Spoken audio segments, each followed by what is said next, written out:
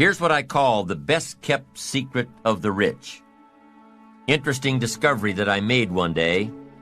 I couldn't believe it when I found out that rich people have about 24 hours a day, and poor people have about 24 hours a day. Wouldn't that drive you mad until you found out what the difference was? I'm telling you, the difference is in the management of the time.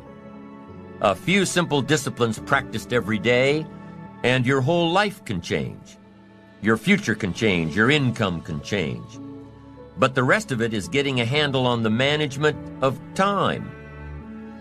And guess what? Discipline shows up again here, as it does everywhere. Discipline is also important in how you manage your time, the 24 hours given to you every day. Here's the first one.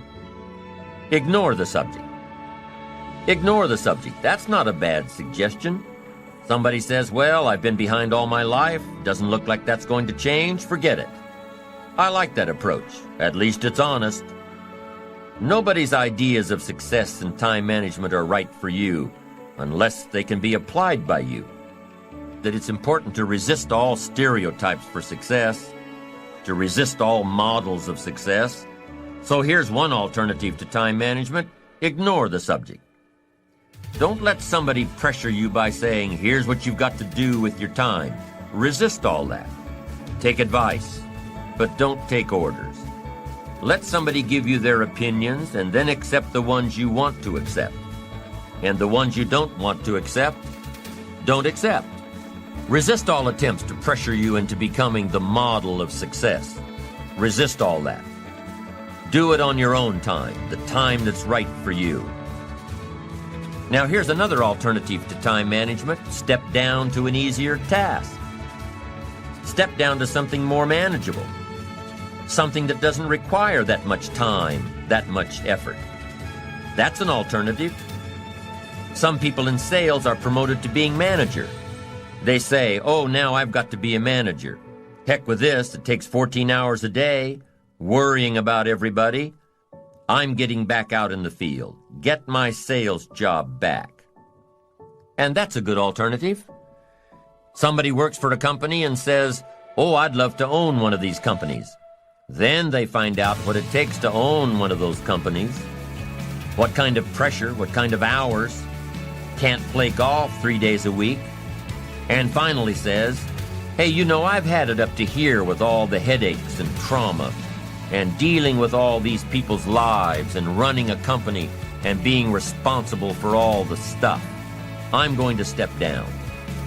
And that's a good alternative. It really is. Don't let yourself be pressured when stepping down might give you a better lifestyle. You've got to have time for your family. I went for some things that cost me too much in those early days. If I'd known how much it was going to cost, I never would have paid the price. So you've got to weigh the consequences, how to make everything fit. Sometimes that extra money isn't worth it if it pressures you into losing touch with somebody you really care about. So family must be considered here as well. But here's the best alternative to time management, and that's to get more out of you. If we just get more from ourselves, we can make an hour as valuable as 10 hours used to be. We can get as much done now in a day as we used to get done in a week. Efficiency, skills, knowledge, awareness, practice, getting better, all of that value we can bring to the marketplace, bring to the job, and that's where the real time management comes in. I found out that a normal day is enough time. 8 hours, 10 hours, 5 days, 6 days. That's enough time. The rest of it now has got to be the best use of that time. There's a movement going on now in the workplace. The movement is people setting up home offices, telecommuting to work, working at home and communicating with the office through fax machines and computers and modems and delivery services. People are even starting to work in one state and live in another. They don't need to be at the office all the time. For some jobs, they don't need to be at the office at all. And guess what some of these folks find out? The projects that used to take 2 days, they get done in a few hours. Why? Because they have no distractions. No people stopping by their office to chat. No unsolicited phone calls to take. No unexpected visitors to deal with. When they work, they work. When they play, they play. Now, not everybody has the luxury of having a job that can work like this, but maybe some of the same principles can be applied at the office, like do not disturb times, like scheduling your day so that you're totally undisturbed during those hours in which you complete your best work, like setting certain hours each day to take appointments and phone calls. And that's really where the magic of personal development comes in. Knowing who you are, becoming more valuable. Being more valuable, knowing the value of your rhythms in getting certain tasks done. Getting things done more efficiently in a shorter period of time. Working smarter, not harder.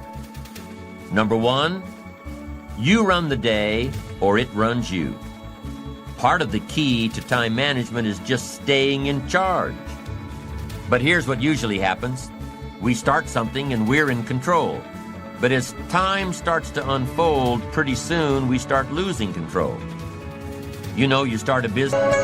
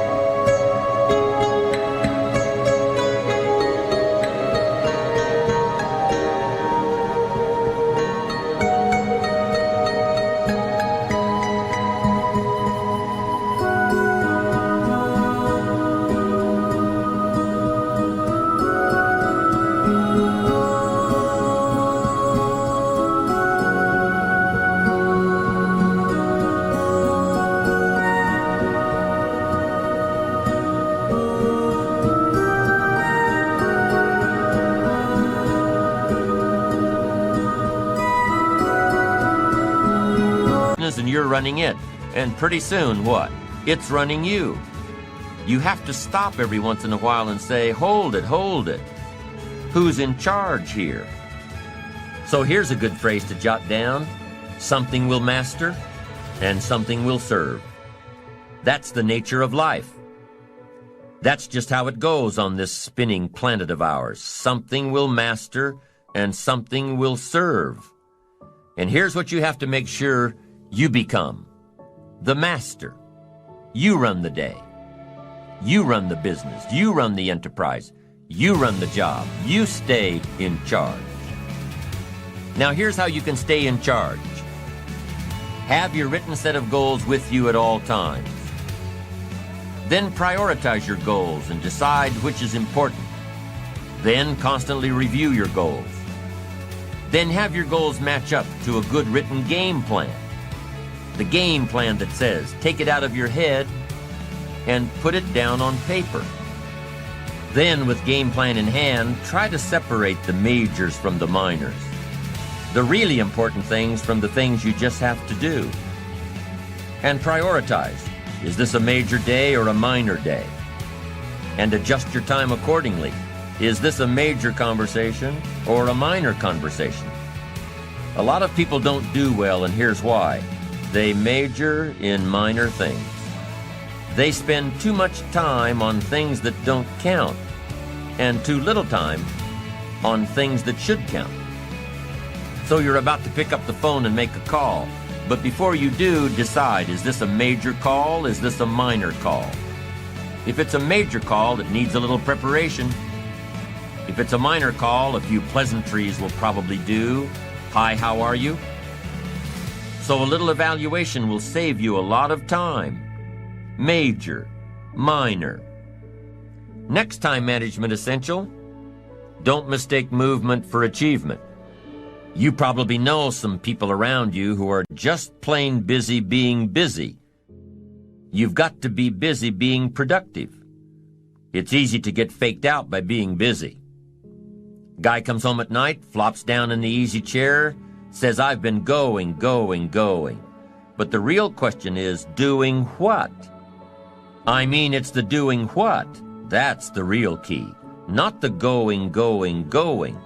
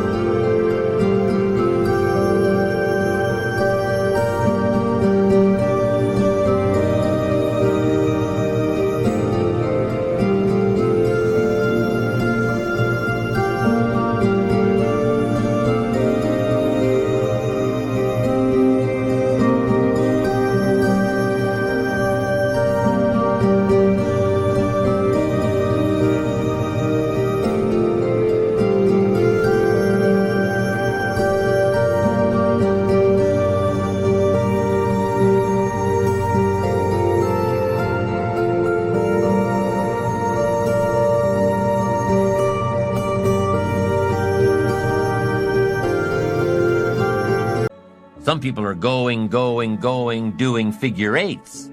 They're not making much progress. Don't mistake movement for achievement. Evaluate the hours in your days and see if there's not a lot of wasted time in there that you could manage better. Do more with. The next key to good time management is good concentration. Focus. You've just got to zero in on the job at hand. Concentrate.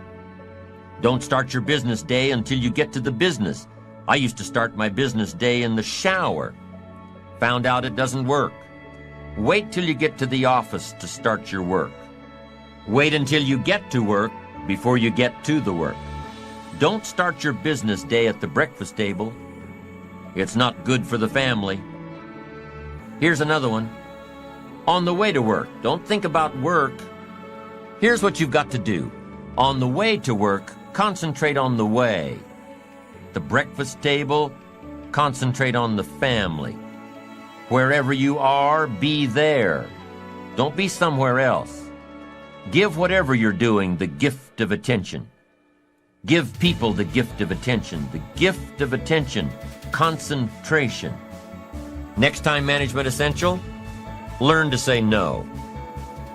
Boy, it's easy in a social society to just say yes too much. Over-obligate yourself. Then it takes all those phone calls and all that time to back out of it and redo it. Don't say yes too quickly. Better to say, I don't know if I can make it. but I'll give you a call. Better to say you don't know than to say yes, yes, yes too quickly, trying to be nice and then having to back out. One of my colleagues has a good saying, don't let your mouth overload your back. Committing too soon, too quick. Being too eager to please. Appreciate yourself, your time, appreciate your own limits. Know when your commitment to someone else will end up taking time away from yourself and from your family. Have self-appreciation for your special time alone and with those you love and those who love you. You can't immediately say yes to offers that sound prestigious. You can't immediately say yes to social functions, things that sound like a lot of fun. You've got to say maybe and take time to evaluate what's an important contribution to society and what'll just take time away from your ambitions and your family. Be eager to please yourself and your family. Don't be so eager to please everybody else. Appreciate your own limits. You don't have to fill up every second of the day. Take time to appreciate what you've accomplished. Take time to enjoy the fruits of your labor. Your success should be a pleasure. Appreciating what you've got and what you've done and who you've become is important. It's an important component in fueling your future achievements. Just knowing that you've accomplished in one day what you laid out in your game plan. Just knowing that you finished all you started out to do that day. That's encouraging.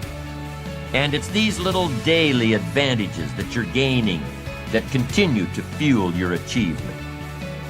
Little achievements are just as important as big achievements. Why?